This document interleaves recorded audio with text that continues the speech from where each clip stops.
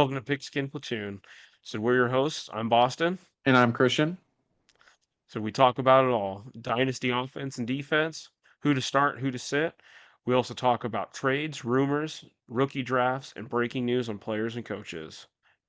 Draft, deploy, dominate. Okay, guys, so this is going to be our top five must-haves in your dynasty slash fantasy lineups.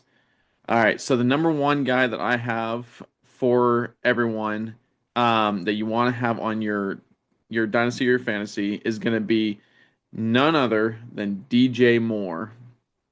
And DJ Moore was proven as a wide receiver one with the production that he had. In 2023, he had 96 catches for 1,364 yards and 8 touchdowns. 2024, he had 98 catches, 966 yards, and 6 touchdowns. So combined, there was about 2,330 yards with 276 targets across 2 seasons. Honestly, that is number one production right there. And Mhm. he did have a down year, so like that's where a lot of people either was able to buy low on him. In 2025, uh, he he had 50 receptions, 682 yards, and 6 touchdowns. So like he still didn't have a great season, but he didn't have a terrible, terrible season. Um, it was about mediocre, pretty much what you can ask for like maybe a super flex at the moment.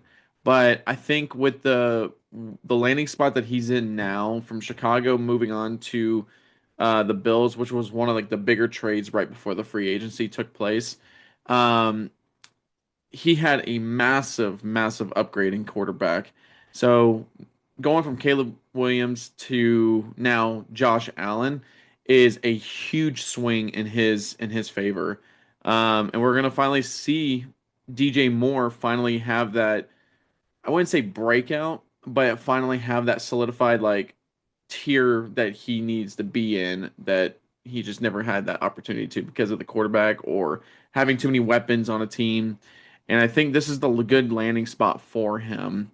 So when you have Josh Allen, you have the one of the more bigger productive quarterbacks. I mean, arguably one of the best quarterbacks to go even in like the first round just because of how much Mhm. he puts up in fantasy or dynasty points.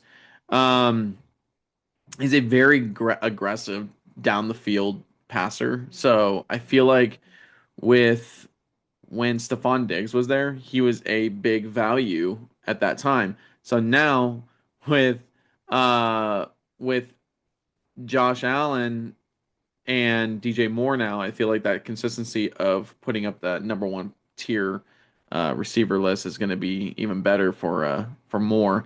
I mean, he's going to have a target share between Khalil Shakir and Dalton Kincaid.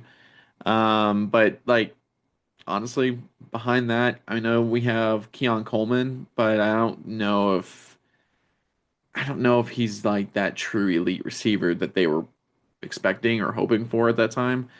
And with all the controversy over Keon Coleman and the ownership Yeah. of that team, I don't see him being relevant as a number one receiver. No. So honestly, the the open field of being a number one receiver for the Bills is like not going to be hard for Moore. I mean, he's a really good route runner.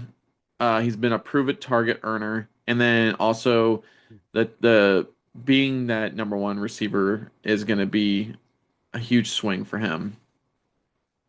And then Yeah. I don't know if you know this, but back in the day, in I believe Carolina, uh, Joe Brady was actually the first coach for DJ Moore.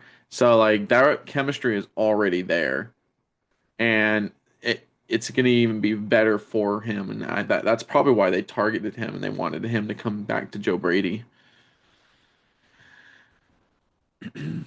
Yeah.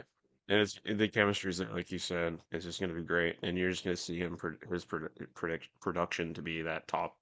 that wide receiver number one for Josh Allen, and hopefully a guy a little more reliable for maybe Super Bowl run. But Maybe, maybe. Honestly, that's what Josh Allen really needed too. He needed weapons, and I mean, yeah, Khalil Shakir is good, but he's not like mhm, your Justin Jefferson. He's not your no, Malik Neighbors. He's not your Mike Evans or Ricky Pearsall. Like those guys, like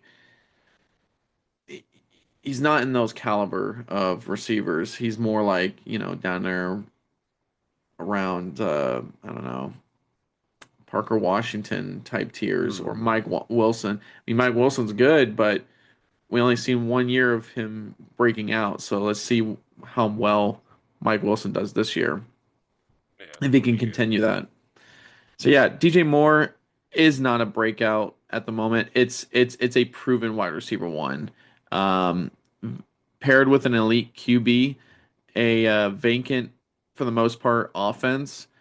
This is exactly how I would see a top five sleeper must have player on your team that some people might be sleeping on, and then there's going to be those people that are hearing us and gonna go and grab him early in the draft, and you won't be disappointed. I agree. All right, so the guy that I got is Sam Laporta. Despite, other than the fact that he had his injury last year, he's still been the top producing quarterback and, I mean, tight end. He's been the top producing tight end, and I only can continue to see him do better as time goes. Um, he's really a high producer on fantasy points for like I think his first year it looks like 139 points. His second year 174. I think solidified him as your top or top tight end in the league for you. And he's just gonna do better. He's proven himself. So with yeah, because what his last year he was there, he still got 489 touchdowns. I mean 489 yards with three touchdowns, and he still helped the Lions out. Well, even though he did go down, but Hmm. Yeah, he's a really good target share. He definitely has a lot of fantasy dynasty value. I really liked him when I first drafted him 3 years ago, and at that time he like no one really knew truly who Sam Laporta was, and when I drafted him, I had him and Jake Ferguson, and it was so hard to like keep both of those guys like on my roster because I needed to make a bigger change. So I mhm. sold high on Sam Laporta to get some trade value off of him, and so far like I kind of almost regret not. I should have kept him because like he's put up so much more points if I would have kept him, and like now learning those lessons, I've always been kind of like struggling as a backup tight end behind Jake Ferguson. And so I've I made a future move, but at right now currently, I'm hoping it's paying off now because I have Zach Charbonnet, and Zach Charbonnet is still a dog, like even though about his ACL tear. But anyways, he I think Sam Laporta is going to have a big upswing this year for sure. He's going to have a bounce back, and he's gonna thrive as one of the top. In my opinion, I'm pretty sure he's going to probably go in the top 10 or top five tight ends this year. I could see it as long as he stays Yeah, healthy. well, he stays healthy. And right now, because of that injury, you can pretty much pick him up for low cost. Yeah. So it'd be something worth doing even if it is to give your tight end room more depth. Yep. Absolutely. All right. So my second guy that I have here, I have Bucky Irving. As a rookie in 2024, he averaged 5.4 yards per carry. It's amazing alone. And so he on the scrimmage yards, he had over 1,000 yards. He's a strong receiving running back as well, with 40 plus catches, and about yards per carry on that was about 4.3. So like this guy's an elite tier like running back that a lot of people kind of like oversee just because you have, Bijan Robinson, Jahmyr Gibbs, Christian McCaffrey, James Cook. You have these guys that are in front, and there's a lot of times where the Bucky Irving like falls behind, in like in some cases behind the top 10. And it's crazy to think that this guy, you that you overlook and you don't have on your team is insane. Um, why is he slept on? I feel like is he was in a split backfield, but now he's not. So like this is the opportunity to get him now. And so like he had those limited opportunities at the time, but when Rashad White went down, he was like the guy and he showed up. And yeah, he had a couple dings where then Sean Tucker showed up and he's been really good. So he's kind of like Sean Tucker could be another really good like kind of sleeper as like a handcuffed to Bucky Irving. So keep that in mind as well. If Sean Tucker's out there and you already have Bucky Irving, I would have him on your dynasty bench, or maybe in some cases your fantasy bench as well, just as a handcuff. Um, but yeah, he's a strong dual threat. He's got that skill set that you want in a league formation. Um, Irving isn't just a runner; he's more of like he's a pass catcher. When he gets those open pockets, he's very very explosive, and he can definitely mess up a lot of linebackers in the way he plays and runs. Um, the comparison that I have with him is he's got that mindset of like Alvin Kamara, and then he's got that like strong, quick agility like Aaron Jones back like when he played for the Giants. Or not, I'm sorry, excuse me, the Packers. And um I just think that he has that high up ceiling that could get up to about 8 to 12 touchdowns this year, or maybe, you know, 14 or 15. I don't know. It's just, I feel like there's a lot of opportunity for him with Mike Evans being gone now. And, you know, there's not really, I would say Chris Godwin's good. Like he's really good, but it's just injuries that I'm worried about. So like anybody behind Mecca Ibuka, it's not fully solidified. There's some good names behind him, but I just think that Bucky Irving has already proven himself as a true target for Baker Mayfield. And I could see him finishing in the top 10, not outside of it like some people think. Mhm. He's a great running back, and he's proven himself, and that's the best part. Just too Yes. bad he wasn't able to prove himself a little sooner that first rookie year. But yeah. Yeah, when you All have right. Rashad White, I think, at the time, Rashad White was Mhm. like the guy. But then, like, when those injuries started tackling on, it showed that Bucky Irving was way more productive and more explosive than Rashad White. And props to Rashad White still being a number one running back with the Washington Commanders. So, in a way, Rashad White is still being successful, but I think Bucky Irving's going to prove that he is much more than White would be. Yeah. Kind of like the whole dynamic last year with Cam Scadoo and Tracy. As soon as Tracy got down, Scadaboo kind of took over, and he proved himself that he could be a good running back one for that team. So, Yeah.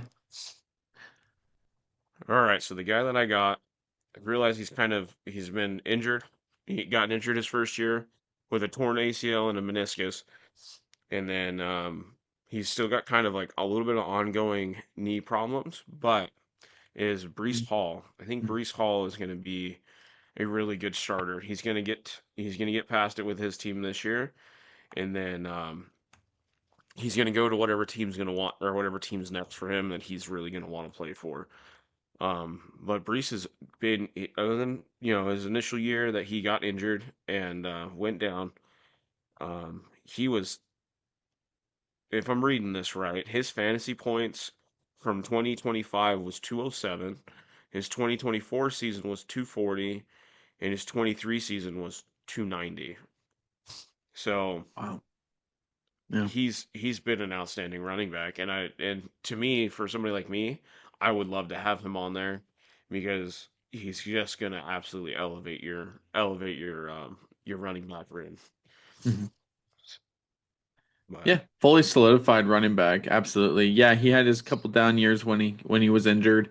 That's for sure. But then, he's one of the few that a lot of people will expect not to come back from. And there was a lot of talks that the way he injured that, that leg, that they didn't think that he was going to be able to come back from that in the way that he did. And honestly, the way he has been productive since then is mind blowing because not only was he productive, but he's still super young. And Brees Hall still has a really good future. If he sticks with the Jets, for another year or two and sees how this goes, I could see the Jets getting a lot better with their run game, and then he's like a top five running back um, for the future, and that would be a good future running back too, absolutely to have on Dynasty, must have.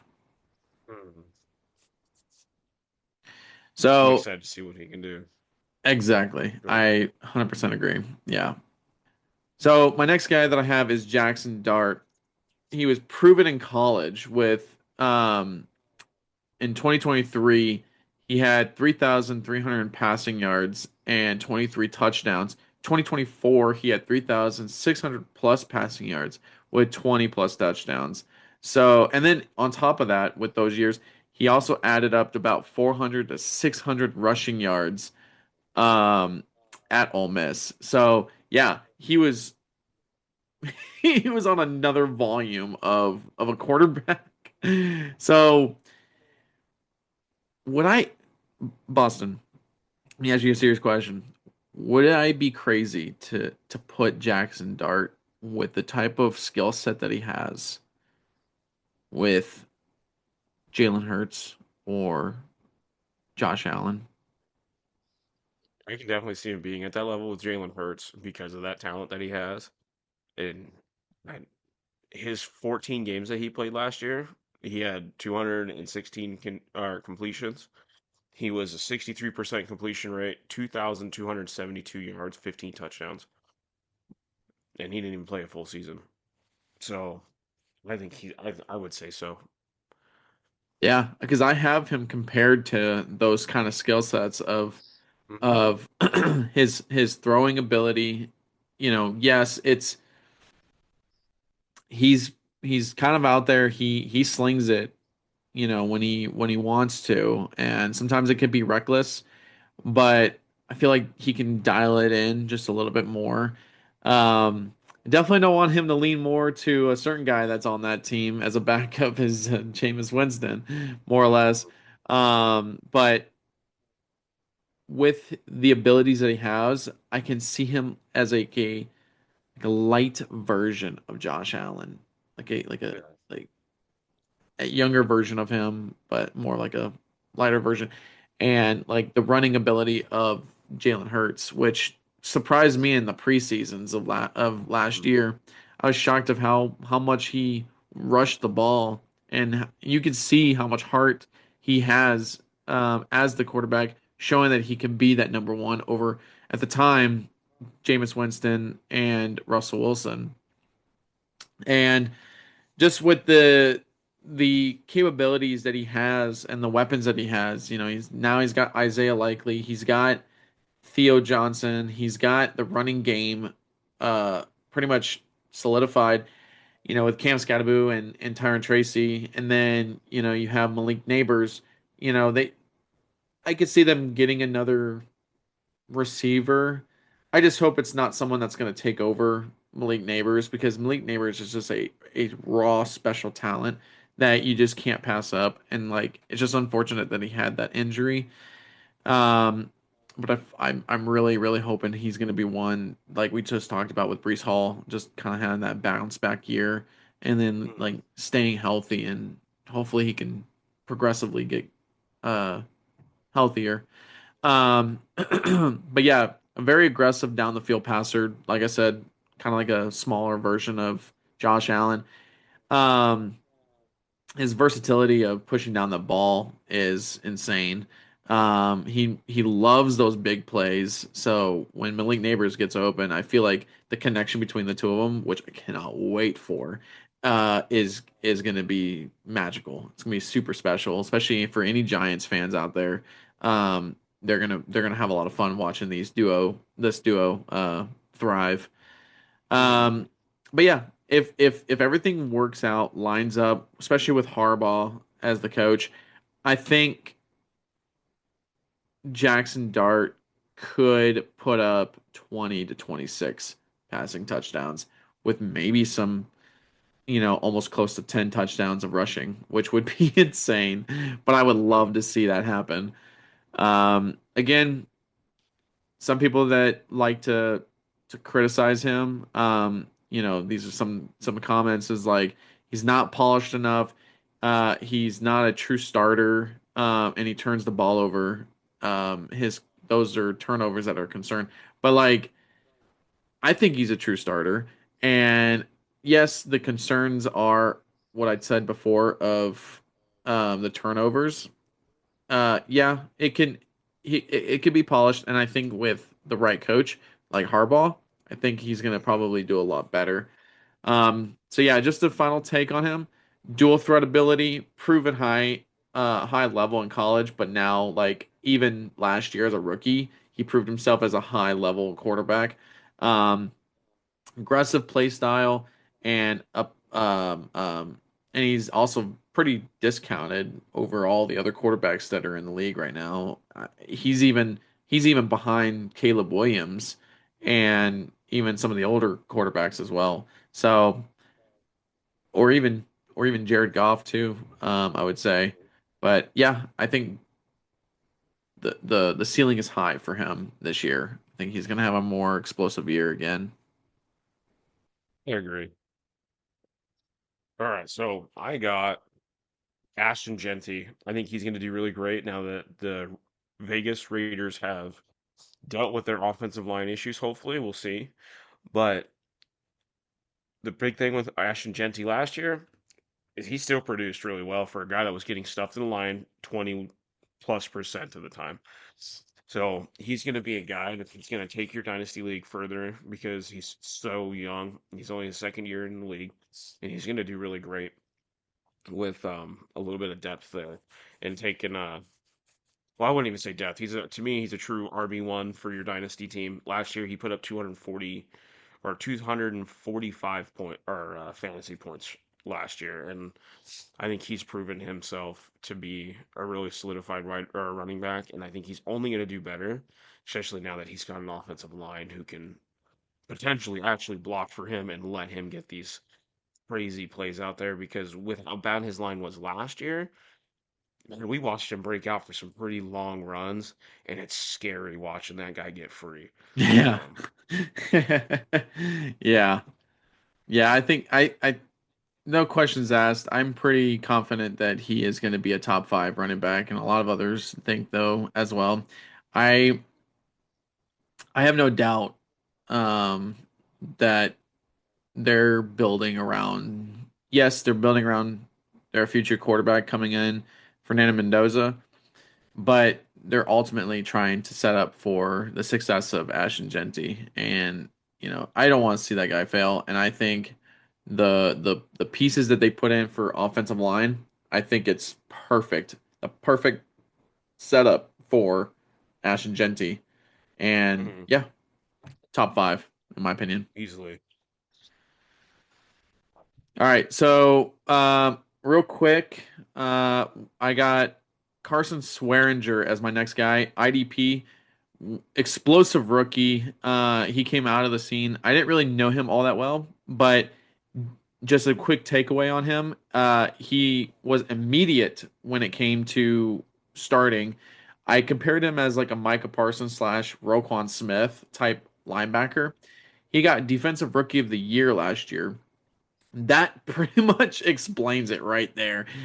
Like this guy is very explosive. He's got really good IQ, and the year two leap is going to be insane for Carson. And I really loved watching him play. He's so aggressive. He's a tackling machine, and his splash plays are going to spike even higher when it comes to his sacks and his interceptions this year. So this guy is going to be like one of the guys that you want to have as a IDP linebacker that's going to solidify and have your foundation behind him. But he's going to put up your points for sure. Absolutely. That's it from us today. Pigskin Platoon, where football lives. And hot takes fly like bad trades. Two voices, one game. We'll catch you on the next snap. Thank you for watching and smash that subscribe button and turn on the bell icon so you can catch all of the updates on all football from us. And comment down below and let us know how we did and where we can do better at. We appreciate it and have a good one.